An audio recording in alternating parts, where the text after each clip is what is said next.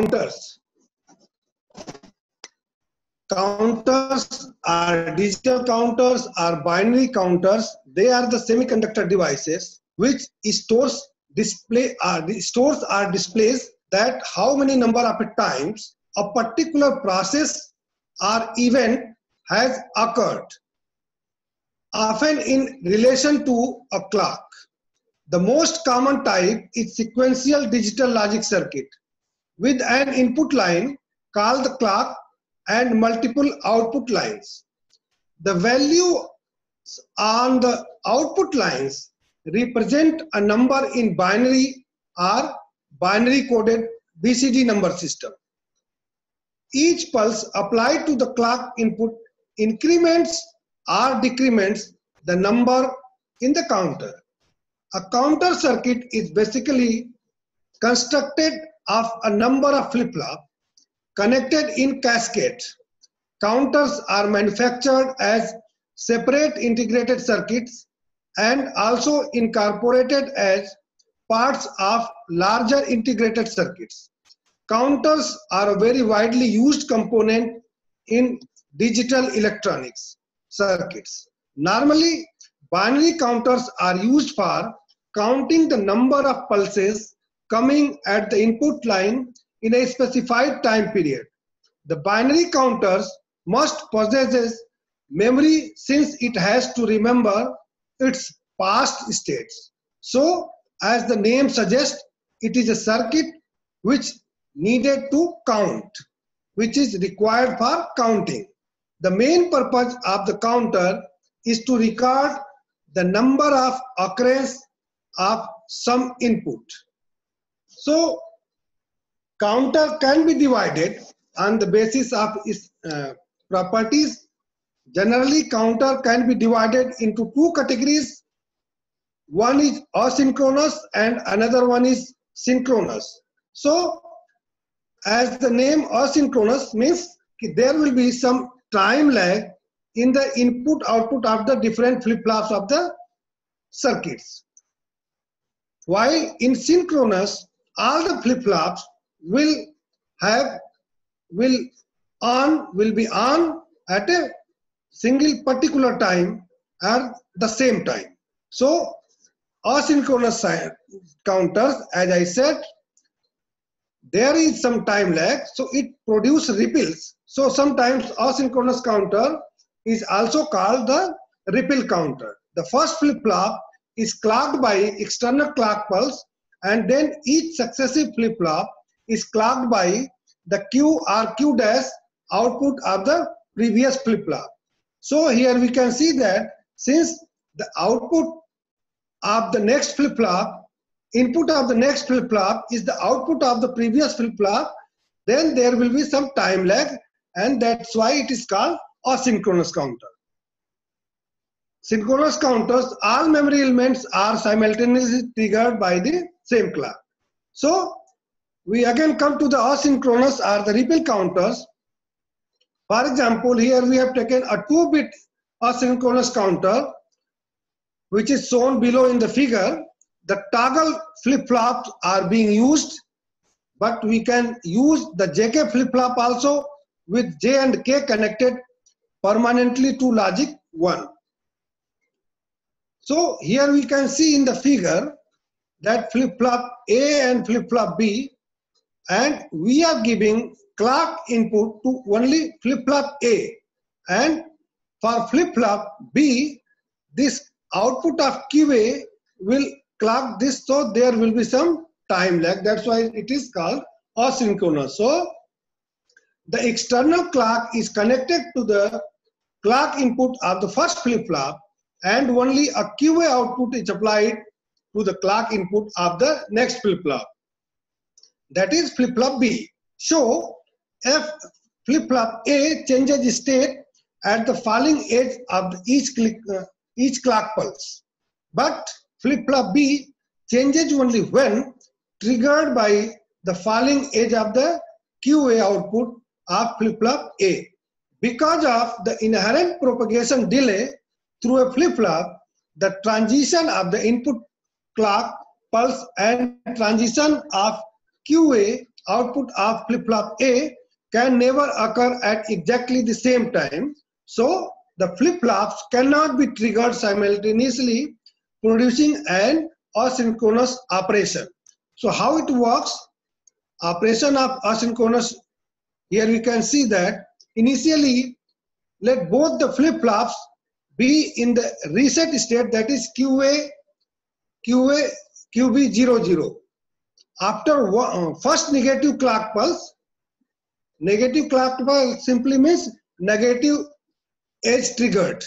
So as soon as the first negative clock edge is applied to flip-flop A, QA will be equal to 1 and QA is connected to clock input of flip-flop B. So QA has changed from 0 to 1. It is treated as the positive clock edge by flip-flop B. So there is no change in QB because flip-flop B is a negative edge triggered flip-flop. Hence, QB QA is 0 and 1 after the first clock pulse. After second negative clock edge, on the arrival of second negative clock edge, flip-flop A toggles again and QA is equal to 0. The change in QA acts as a negative clock edge for flip-flop B, so it will be also toggled and QB will be 1. Hence QB QA is equal to 1 0. Here if we see the time diagram of this clock pulse, so what we are seeing here, that this QA is 0 from this timing from here to here, and then become 1 from here to here, repeatedly 0 1. So it is going to toggle in between 0 and 1.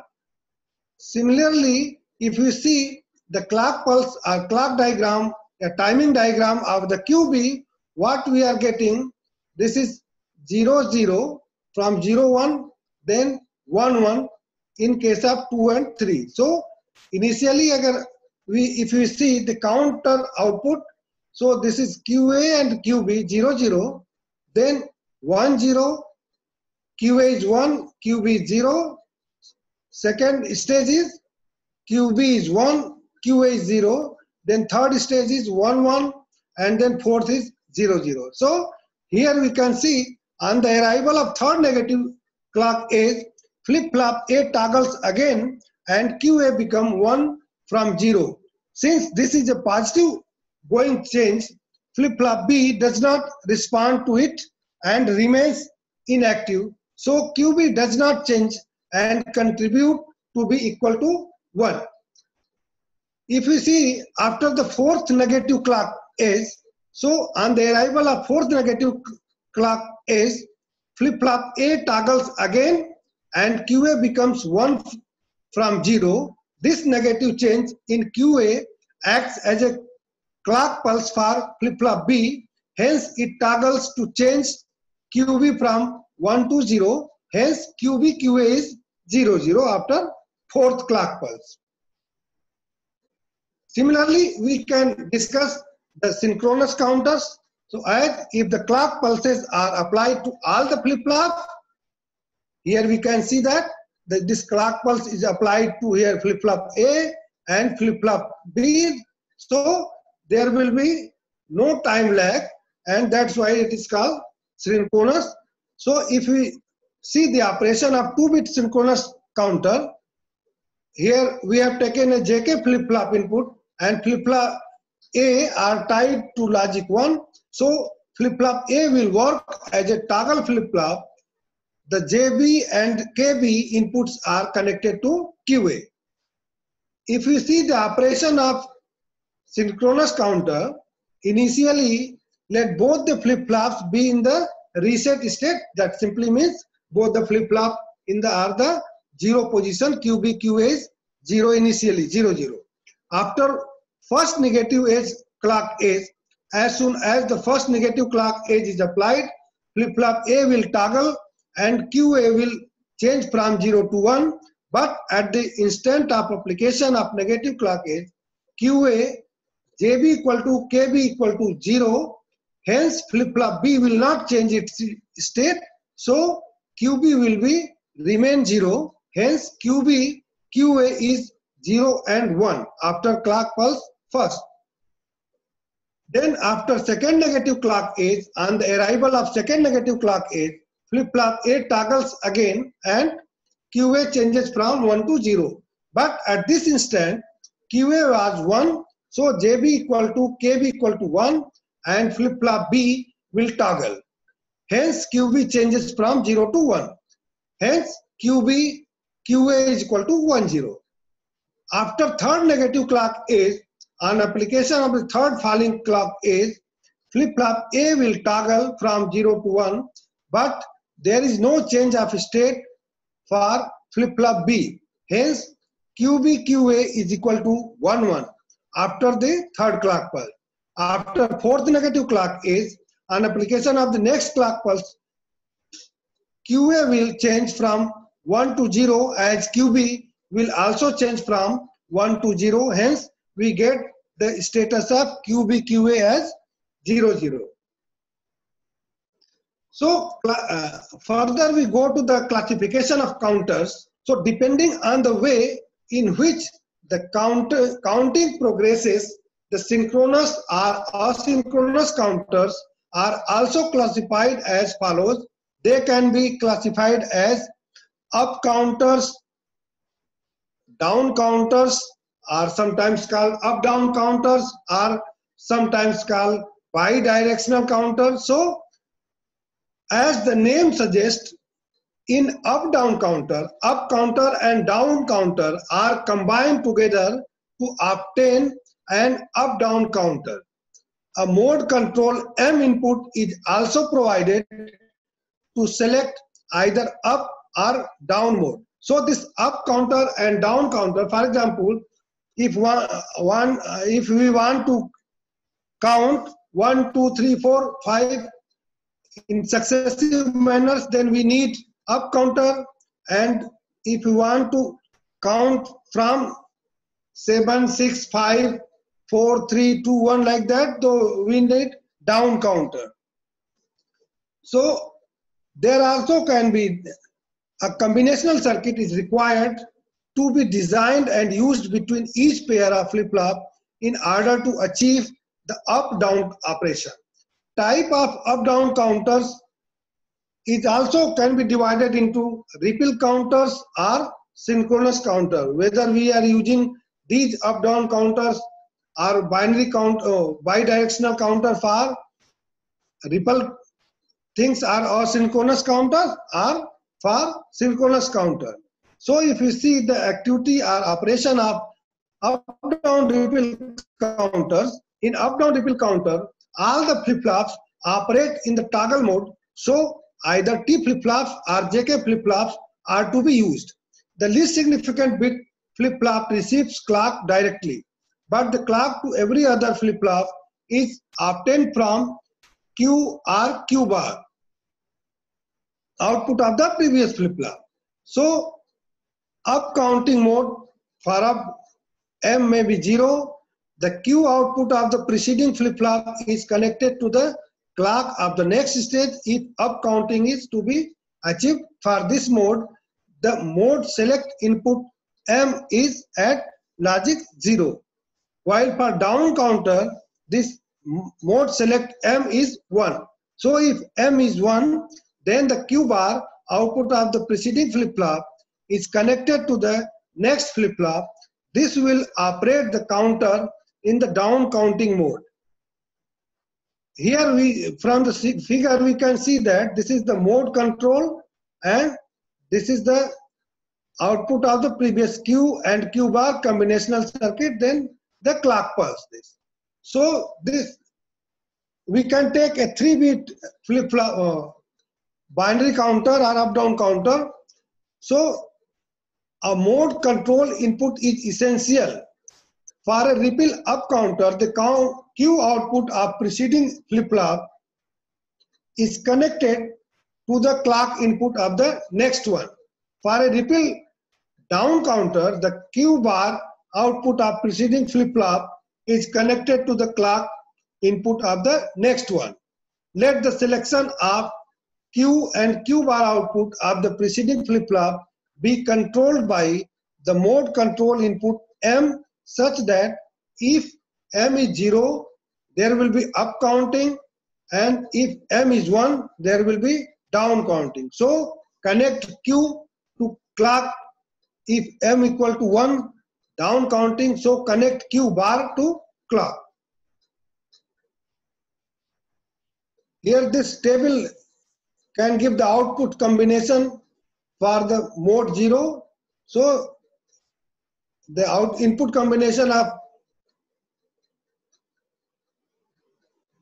Q and Q bar, there may be Q0, Q bar 0, output will be 1.